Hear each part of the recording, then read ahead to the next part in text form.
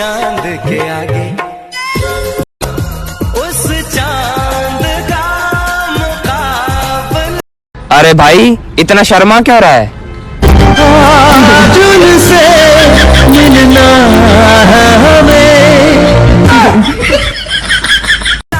क्या होगा इस चांद के आगे। हेलो एवरीवन, आज आप लोग देखने वाले हैं मेरे साथ में यहाँ पर शिवानी कुमारी को, और हम लोग एंजॉय करेंगे इनकी फुल वीडियो, जहाँ पर आप लोग देख रहे हैं शिवानी को एक न्यू लोकेशन पर।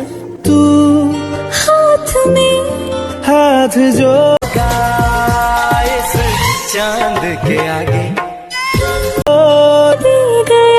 चलूं मैं जहाँ जाए। और साथ ही आप लोग बताएंगे कि आप लोग शिवानी को किस अंदाज में ज़्यादा पसंद करते हैं, जिससे मैं आप लोगों के लिए ला सकूं आपके अकॉर्डिंग वीडियो क्लिप्स।